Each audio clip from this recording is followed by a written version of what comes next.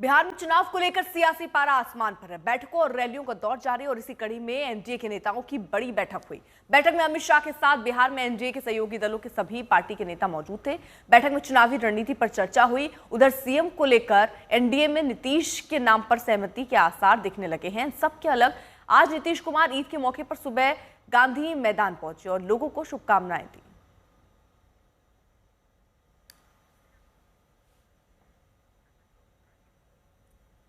उधर पटना में एनडीए की बैठक में चुनावी प्लान सेट कर दिया गया है। सहयोगी दलों ने एकजुट होकर मजबूती के साथ चुनाव लड़ने की बात कही। साथ ही 225 सीट के करीब जीतने के फॉर्मूले पर शाह के साथ मंत्रणा हुई।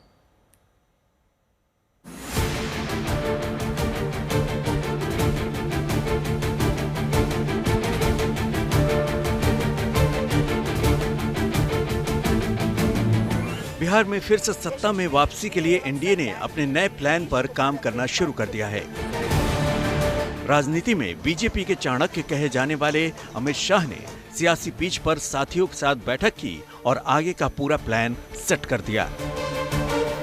ये तस्वीरें बिहार में एनडीए बैठक की हैं, जहां सेंटर में सीएम नीतीश कुमार के साथ अमित शाह बैठे हैं। सामने सहयोगी दलों के धुरंधर नेता हैं, जो बिहार में फिर से एनडीए सरकार पर मंथन में जुटे हैं।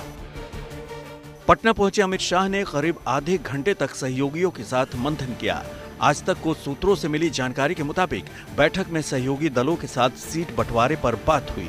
नेताओं ने अपनी दावे वाली सीटों की लिस्ट बंद लिफाफे में अमित शाह को सौंपी। सबने अमित शाह की मौजूदगी में एनडीए की जीत का संकल्प दोहराया, मजबूती के साथ एकजुट होकर चुनाव लड़ने की बात की और फिर से नीतीश कुमार को सीएम बनाने पर हामी भरी।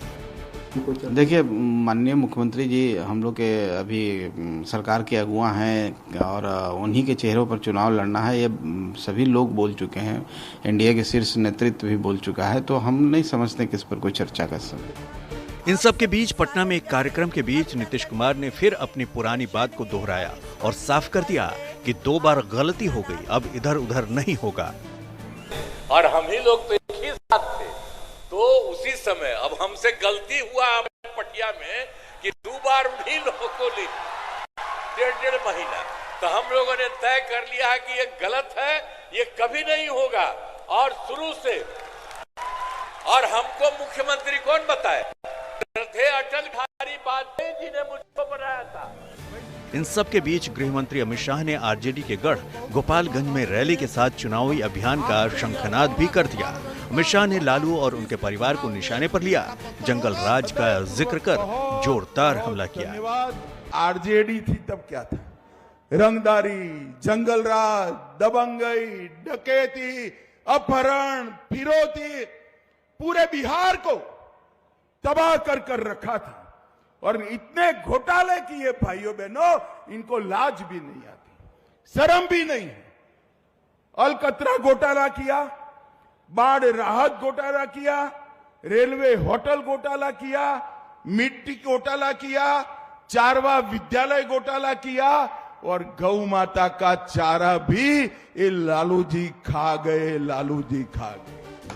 बिहार की राजनीति में सब कुछ सेट है। सियासी गठबंधन पर बातचीत लगभग फाइनल है। सेनापति तय है, सेनाएं तैयार हैं। सत्ता पक्ष और विपक्ष के धुरंधर सियासी पिच पर 2-2 हाथ आजमाने के लिए आमने सामने हैं। बस इंतजार है महामुकाबले का, जिसमें देखना है कि एनडीए सत्ता में फिर वापसी करती है या विपक्षी खेमे को मौका मिलता है।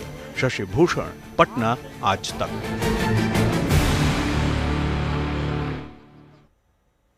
शशि भूषण हमारे साथ, हमारे सहयोगी इस वक्त और जानकारी के साथ जुड़ चुके हैं। शशि, जिस तरह से बिहार की स्थिति हम देख रहे हैं, कल एक बैठक का लंबा दौर चला और वहां पर यह भी जानकारी मिल रही है कि बकायदा एक लिस्ट है जो कि सौंपी गई है, जिसमें यह कहा गया है कि जो भी सहयोगी दल है वो कौन कौन सी सीट चाहते हैं, उस पर मंथन और चिंतन कब होगा और कब फैसला लिया जा सकता है। और सीएम को लेकर क्या तस्वीर एकदम क्लियर है? देखिए, नीतीश कुमार के नाम पर कोई विवाद नहीं है, जैसा तमाम सहयोगी दल के लोग बता रहे हैं। और एनडीए अगर चुनाव में जाने की तैयारी की तरफ आगे बढ़ रहा है तो नीतीश कुमार का चेहरा ही आगे है। पहली बात, हालांकि जो बीजेपी है वो ये जरूर कह रही है कि सहयोगी दलों के उम्मीदवारों को भी हम बीजेपी का उम्मीदवार समझ करके ही मजबूती से उसकी जीत सुनिश्चित करने के लिए काम करेंगे। और यही मंत्र जो है वो अमित शाह ने दिया भी बीजेपी कार्यकर्ताओं को। कल की जो बैठक थी बहुत लंबी नहीं चली, आधे घंटे तक ही नीतीश कुमार के सरकारी आवास, मुख्यमंत्री आवास पे अमित शाह रुके थे, बाकी दूसरे नेता भी वहां मौजूद थे।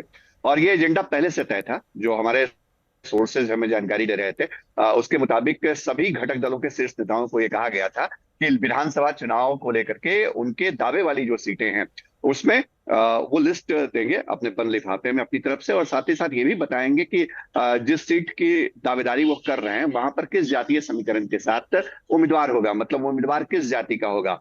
और जो हमारी जानकारी है उसके मुताबिक ये तमाम नेताओं की तरफ से, घटक दलों की तरफ से ये लिस्ट अमित शाह को दी जा चुकी है। अब बीजेपी को आगे इस पे काम करना है। किसी भी घटक दल को ये ठीक नहीं है, पता बहुत है बहुत कि शुक्रिया दूसरी तमाम तरफ से जानकारी के लिए आपका।